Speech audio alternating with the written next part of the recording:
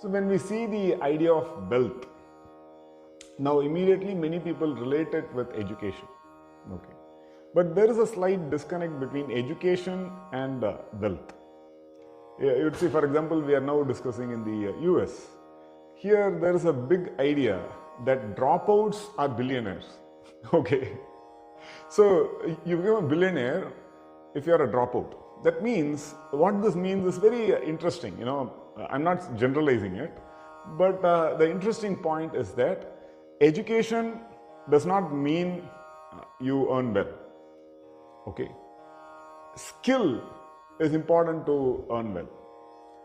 Availability for that skill and for that job, you earn well over a period of time.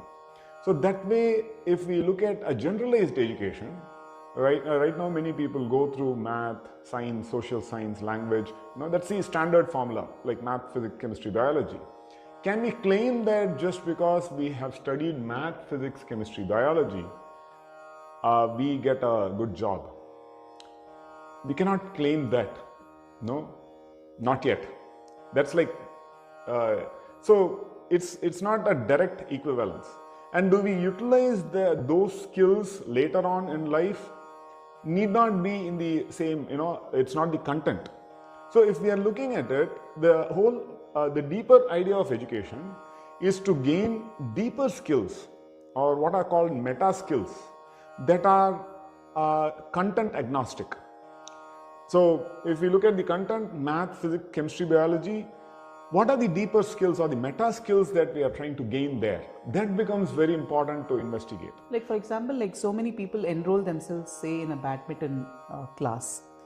Not everybody is going to become a Sindhu or a Gopi Chand. But what do they get out of the badminton is agility, the hand and eye coordination, responsiveness, overall physical fitness.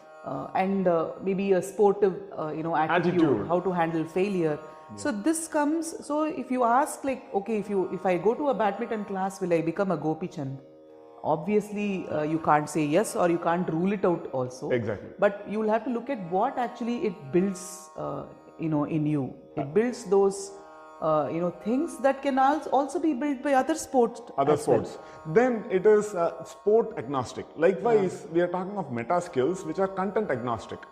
Now, if we look at what are the meta skills behind studying biology and chemistry, the idea is to be healthy, is to live healthy. That's a very important meta skill. But is that being built studying biology and chemistry? The definite answer is no. Yeah. We cannot exactly only because of that. It's not like we get a job only because of that, or right. Skill. And the idea behind math and physics, the meta skill is mathematical thinking, to be able to reason out about this reality. Do we get that? Maybe yes. But how does it translate in terms of a job later on? The job requires these meta skills, not just that content. The content, if it can be much better in terms of directly giving us that meta skill as well. So not just the what is called the details of the learning, that also, but it should also give us that meta skill, and that is clear through the content itself. Then that is a much better content to be educated on, because you get those skills, you also get the content which later on you utilize, and that also gives you a good job, a good pay package.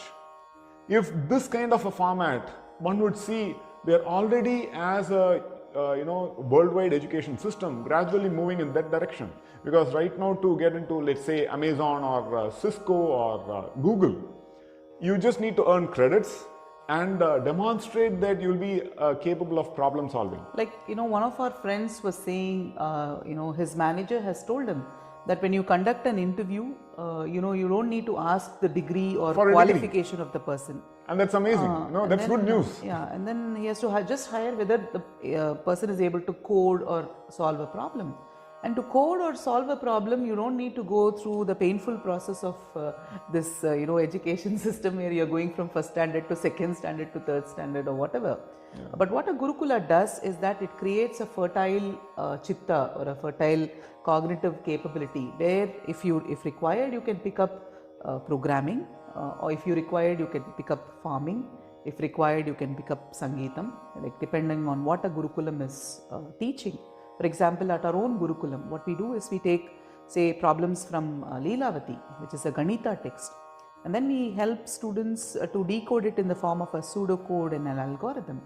And then eventually they are also taught to learn Python programming. So that way they learn Python programming. They also learn how to translate a real world problem into a mathematical problem or a computational problem. And if required, they can look at it as a livelihood option. But then the question of IBM or Amazon also comes because all of us in our generation, the natural outcome was only going to a tech job, right? Yeah. It is like homogenizing the entire job market. But what about so many more things that are there in the world which pay much better than like one of our students, father was shocked when he told the starting salary of his tech job. His father was like, I make it in a day. He has a rice mill. And then he is like, okay, is this what you're making in your software company? I make it in a day. So it's like, you can be a trader, you can be, there are so many more professions that you can take. But of course, we are tuned to think of a software job as an outcome. But by the time these Gurukula children come out of the education process, we are very confident with all of our efforts put together, even the world is going to go through a transformation in terms of how they value other kinds of professions and for example, capabilities as well. AI. Then what would most of the tech jobs happen? What would happen? That's where if we look at the percentage of population, let's say in India, that go for tech jobs, who get employed in the organized sector, it's minuscule. It's 140 crore people and it's minuscule, right? So how do we empower the entire population through the right educational process? That should be the reasoning. And there, the right, to stay healthy, to stay happy, to train the mind, as Swami Vivekananda beautifully put it, you train the mind, that's a meta skill. Then that trained mind can actually, approach any problem and succeed. That is what a Gurukula education basically does. That is what. Through the process of, Deva Upasana, through the process of chanting, through the process of getting exposed to the Indian knowledge systems, solving multidimensional problems, they develop the capability to pick up eventually. And of course, when you add the dimension of, say, open schooling with a certificate and then also higher education with a certificate, that becomes a valid thing for any future. That is best of both worlds. And the world also is moving in that direction, where now the center of learning is the child. Earlier, the center of learning was the system. If you remember, we used to go through a full education. You could not exit in between and rejoin later on, because then you would be called a dropout and a failure.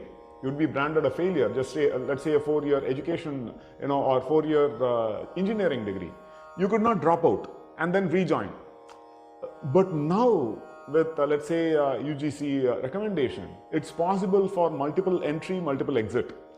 All these desirable qualities of 21st century education is becoming a dream is coming true.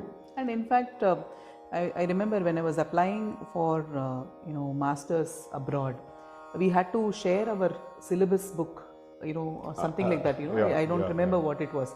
But then when I opened my curriculum book, I was shocked. There were so many elective courses in the curriculum book, but we had to go through just one, whatever teacher was available. In fact, it was called compulsory elective.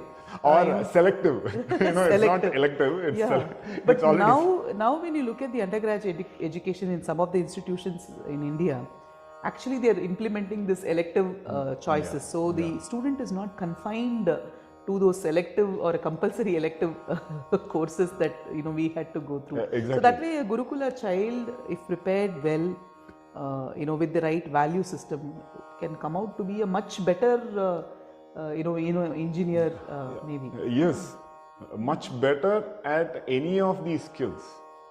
And plus, they would be healthy, they would be happy, Contented. they would be contented, and they would be creative, innovative.